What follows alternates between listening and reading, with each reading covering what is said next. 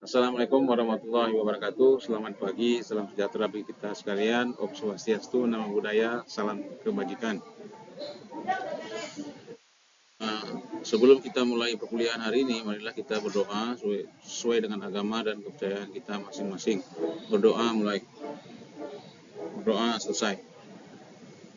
Saudara, tolong absennya dijalankan.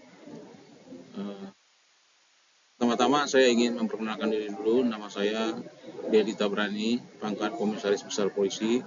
Saya menyelesaikan S1 di PT IKA ini, tempat kita belajar. Kemudian saya menyelesaikan S2 di Kajian Ilmu Kepolisian Universitas Indonesia. Yang ketiga, saya menyelesaikan Doktor Ilmu Kepolisian di Sekolah Tinggi Ilmu Kepolisian ini, STIK.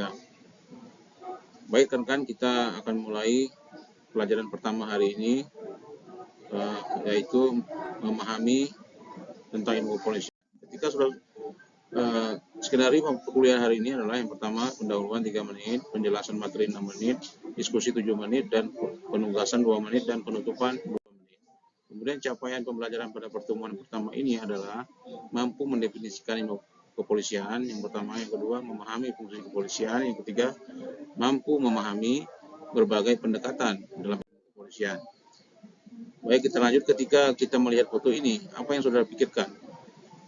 Nah, ini adalah polisi yang mencerminkan alat kekuasaan, punya pangkat seperti militer, punya garis komando yang jelas, berpangkat jenderal-jenderal seperti ini. Ini yang terjadi seperti di Indonesia sebagai alat kekuasaan pemerintah. Ternyata di bagian lain ada polisi yang seperti ini. Coba saudara bayangkan, atau salah satu mahasiswa coba terangkan apa arti dari gambar ini yang saudara pikirkan tentang gambar ini.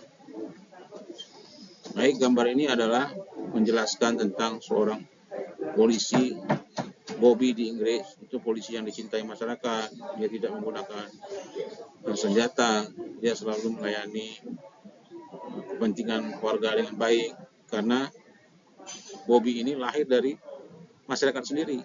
Dia bukan lahir dari alat kekuasaan. Nah, proses perkembangan lahirnya Bobby ini di Inggris, yaitu 10 rumah itu mencari satu orang pekerja yang kemudian namanya polisi. Pada awal-awalnya dia mencari pekerjaan yang disebut kin polis. Kemudian tetangga-tetangganya melihat, wah, perkembangan bagus sekali ini, ada yang jaga anaknya dalam 10 rumah ini. Kemudian 10 rumah lagi bikin lagi namanya tithing man. 10 rumah disebut tithing man. Nah, kemudian lambat laun menjadi banyak. Ketika udah 100 rumah disebut 100. Ketika sudah banyak lagi, lebih daripada ratusan rumah, maka tidak bisa dikontrol lagi, karena tidak mekanismenya tidak normal lagi, sehingga dibentuklah satu yang dinamakan dengan constable.